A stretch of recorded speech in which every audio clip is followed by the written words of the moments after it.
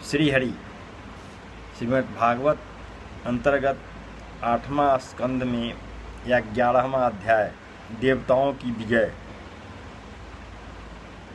सुखदेव जी बोले, हे राजन, वैकुंठ नाश के आते ही दैत्यों की सब माया इस तरह जाती रही जिस तरह स्वप्न का दुख जागने से छूट जाता है।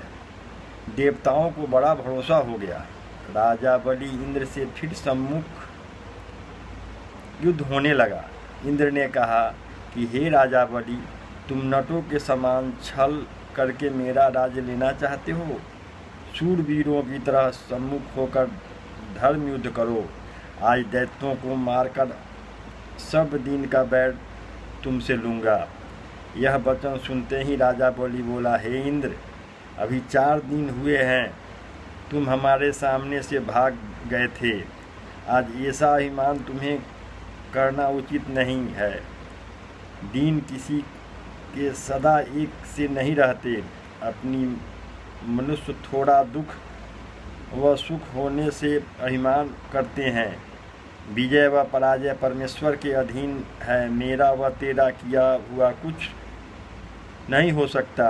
ऐसा कहकर राजा बलि ने इंद्र को बाणों से व्याकुल कर दिया। तब इंद्र ने अपने वज्र से बलि को मारा।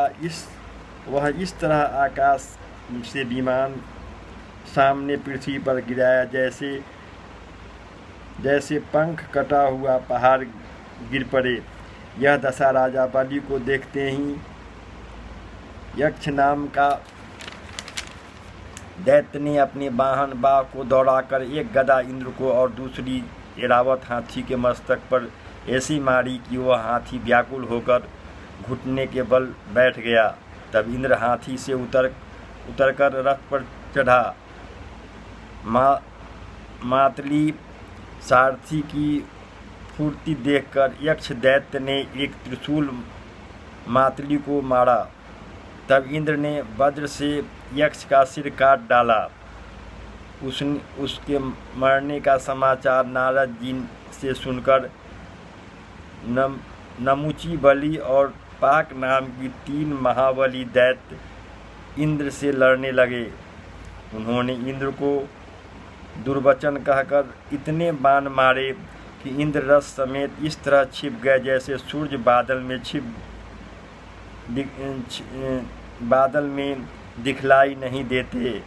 जब यह दशा देखकर देवता घबरा गए। तब इंद्र ने अपने वज्र से बलि को पाक दोनों दैत्यों का मारकर फिर वह वज्र नमुची पर चलाया।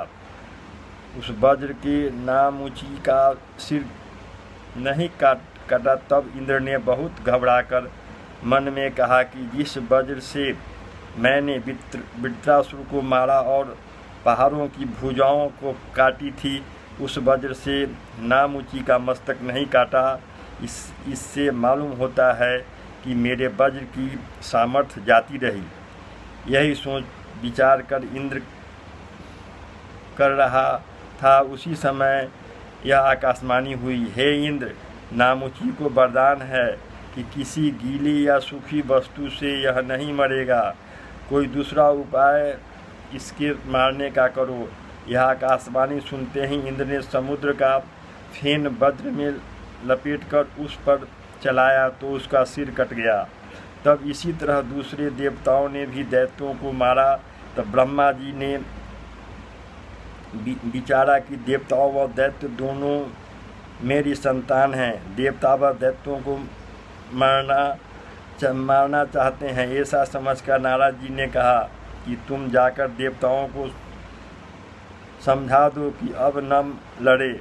उसी तरह नारद मुनि ने जाकर देवताओं से कहा कि तुमने सेनापतियों को मार डाला। अब सब दैत्यों को किस वास्ते मारते हो? और दैत्यों को समझाया कि अभी तुम्हारे ही खोटे हैं, मत लड़ो। जब नारद मुनि ने समझाने से देवताओं और दैत्यों ने लड़ना छोड़ दिया। तब इंद्र आदि देवताओं ने परमेश्वर की दया से विजय पाकर दुदुन भी बजाई। अप्सराओं ने नाच दिखलाया और गंधर्वों ने गाना सुनाया। नारायण जी वैकुंठ को गए और सब देवता परमेश्वर का यश गाते हुए अपने अपने लोक में जाकर सुख व आनंद करने लगे। इंद्र अपने राज सिंहासन पर बैठ गया। नारद मुनि की आज्ञा से दैत्य लोग, राजा बलि आदि सब मरे हुए और घायल दैत्यों को उठाकर अस्ताचल में शुक्राचार्य के पास गए। शुक्राचार्य ने संजीवनी विद्या से सब दैत्यों को जिलाकर राजा बलि को बहुत धैर्य दिया। राजा बलि ने हंसते हुए हाथ जोड़कर कहा, महाराज, आपकी दया से मुझे कुछ सोचा नहीं। कभी हमारी जय होती है और कभी देवताओं की, और देवताओं के दिन अच्छे हैं इसलिए उनकी विजय हुई है। जब हमारी दशा अच्छी आएगी तब हम लोग भी आपके आशीर्वाद से देवलोक का राज पावेंगे। यह सुनकर शुक्राचार्य जी ने राजा बलि के धैर्य व ज्ञान की बड़ाई की। इतनी कथा सुनकर सुखदेव जी बोले, हे राजन, तुमने अमृत